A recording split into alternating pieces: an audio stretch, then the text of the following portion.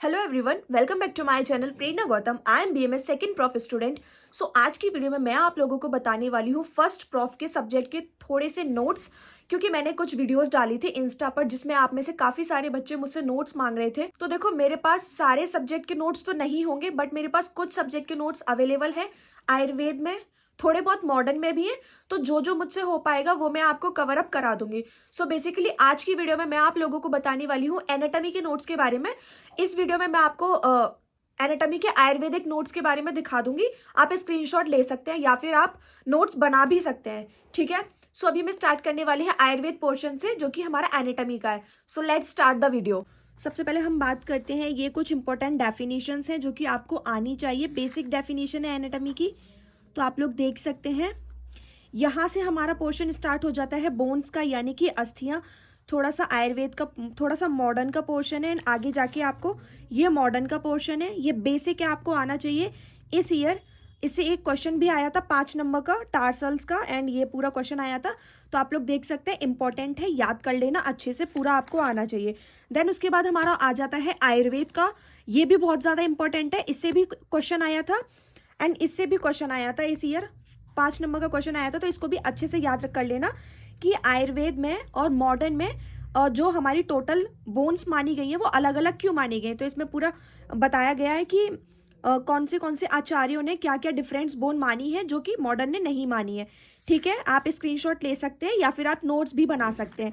उसके बाद हम आ जाते हैं, ये अस्थियों की उत्पत्ति का यहाँ श्लोक दे रखा है।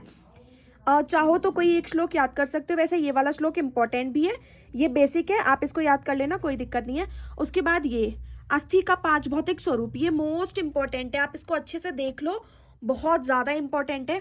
उसके बाद जब हम आ जाते हैं तो ये स्वभाव, ये भी अच्छे से। एंड हाँ, मैं आपको पहले बता देती हूँ, अस्थियों के प्रकार आपके टिप्स पर होने चाहिए। Most most most important 5 number का क्वेश्चन आएगा, इसमें से जरूर आएगा। 5 प्रकार की होती है, कपाल अस्थि, रुचक अस्थि, नलक अस्थि, वलय अस्थि, तरुण अस्थि। ये इसको अंदर एक्सप्लेन कर रखा है। इसके श्लोक अगर आपसे हो पाए तो कर लेना, नहीं हो पाए तो कोई बात नहीं, हिंदी कर लेना। उसके बाद जब हम आ जाते हैं तो ये अस्थियों के कार्य हैं, एक बार सिर्फ रीडिंग कर सकते हो, ये बेसिक है, आप पढ़ोगे आपको खुद याद हो जाएगा। उसके बाद हमारा नेक्स्ट टॉपिक स्टार्ट हो जाता है, वो है कोष्ठ एवं कोष्ठांग। ये छोटा ही टॉपिक है, अभी इतना देख लो। देन इसमें बताई गई है क्लैविकल। क्लैविकल आप देख सकते हो, क्लैविकल भी मोस्ट इंपॉर्टेंट बोन है, इसको देख लो, आप स्क्रीनशॉट ले सकते हो। अभी मैं एक वीडियो में आपको पूरा नहीं बता सकती, आप स्क्रीनशॉट ले लेना, या तो आप इससे नोट्स बना सकते हो। देखिए, तो ये जो कोस्ट वाला चैप्टर है उसको मैंने यहाँ लिख के फिर आगे थोड़ा कंटिन्यू हो रखा है, आप इसके ये जरूर याद कर लीजिएगा। ये आपको चरक में भी मिलेंगे, ये इंपॉर्टेंट है कि आचार्य चरक ने 15 बताए हैं, वाग्भट ने 11 बताए हैं, सुश्रुत ने 8 बताए हैं, क्योंकि ये एमसीक्यू में पूछे जाते हैं, ठीक है।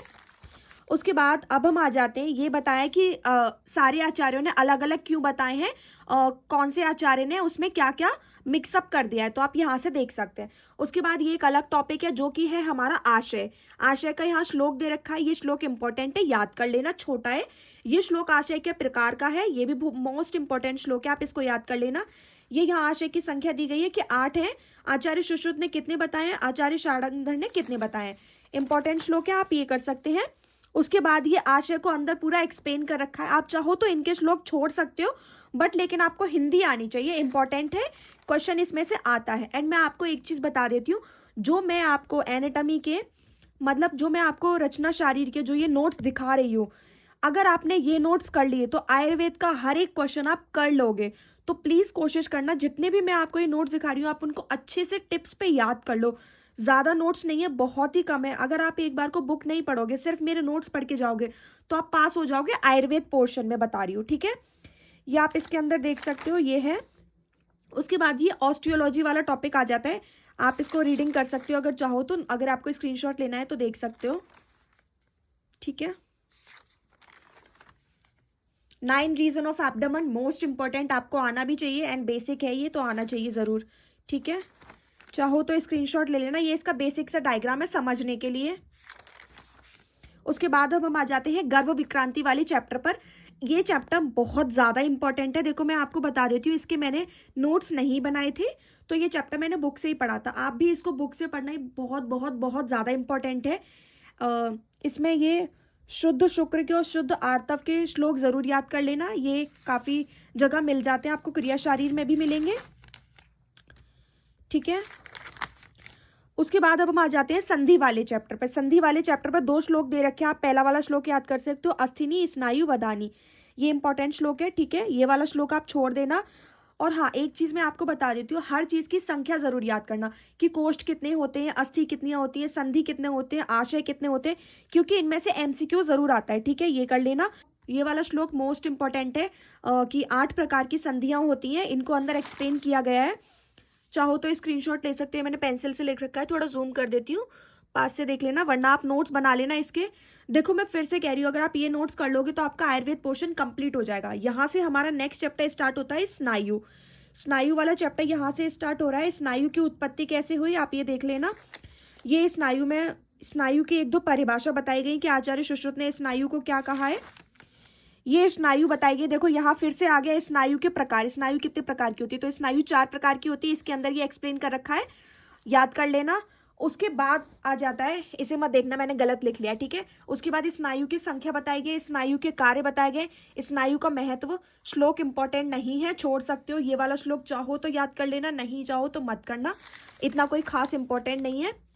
ये पेशी, नेक्स्ट चैप्टर हमारा स्टार्ट हो जाता है पेशी। पेशी का ये वाला श्लोक तो जरूर कर लेना, छोटा है, इजी है, ये वाला आप छोड़ सकते हो श्लोक, इतना कोई इंपॉर्टेंट नहीं है। लेकिन मैंने क्या कहा कि प्रकार जरूर करना, क्योंकि इसमें कंफ्यूज करते हैं। देखो मैंने यहाँ लिख रखा है, अस्थि के प्रकार आचार्य चरक ने 360 माने, आचार्य सुश्रुत ने 300 माने, संधि के प्रकार आचार्य सुश्रुत ने 210 माने, स्नायु के प्रकार 900 माने, पेशी के प्रकार पुरुष में 500 माने और महिलाओं में 520 माने हैं, क्योंकि महिलाओं में 20 एक्स्ट्रा और माने हैं, गर्भाशय में 10 माने हैं और प्रत्येक स्तन में 5-5 माने हैं, तो इस प्रकार से 20 एक्स्ट्रा हो जाते हैं महिलाओं में, तो टोटल हो जाते हैं 520, ठीक है।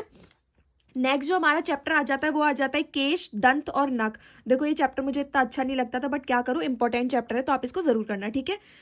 ये वाला श्लोक मत करना, कोई ज़्यादा खास नहीं, इसमें आप श्लोक मत करना। जो श्लोक याद करने का होगा मैं आपको बता दूंगी। ये वाला श्लोक कर सकते हो, दसनास्तु रुचिकानी, ये आपको अस्थि वाले चैप्टर में भी श्लोक मिलेगा, अस्थि के प्रकार में, तो ये इंपॉर्टेंट है, आप इसको कर सकते हो।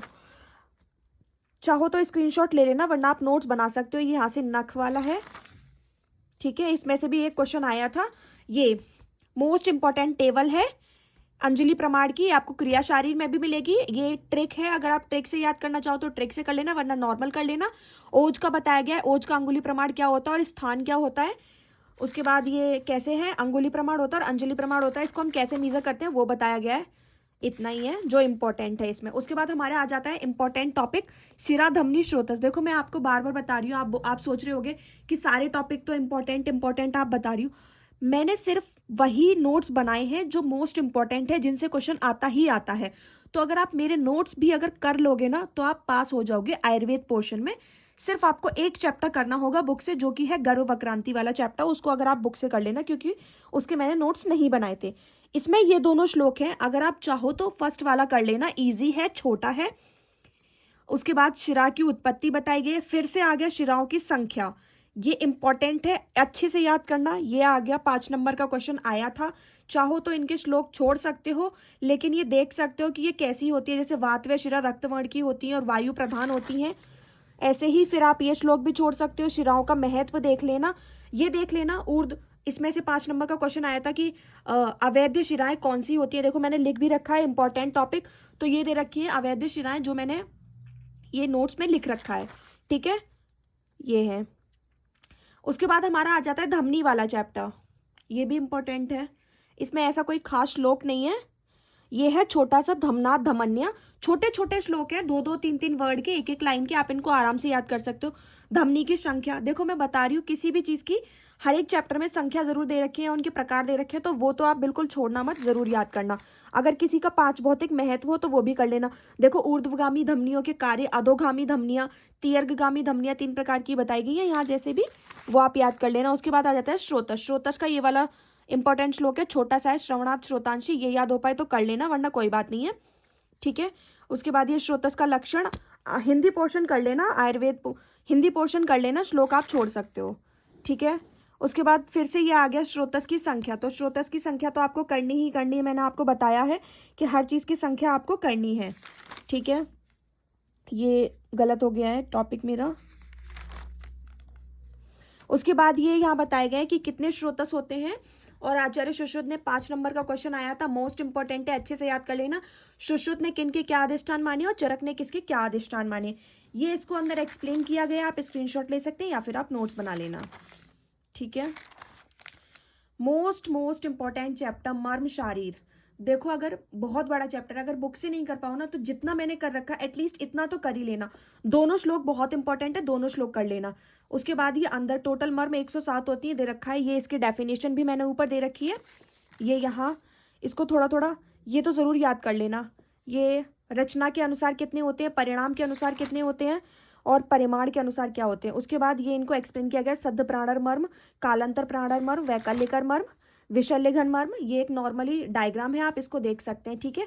उसके बाद ये मॉडर्न का टॉपिक आ जाता है, जो कि मैं आपको नेक्स्ट वीडियो में कवर अप करूंगी, ठीक है। अगर कोई आयुर्वेद के टॉपिक रह गए होंगे तो मैं आपको नेक्स्ट वीडियो में कवर अप कर लूंगी। सो आई होप कि आपको इतना तो समझ आ गया होगा, एंड बाकी कोई डाउट हो तो देखो कॉमेंट कर देना। सो मिलते हैं नेक्स्ट वीडियो में, तब तक के लिए बाय बाय।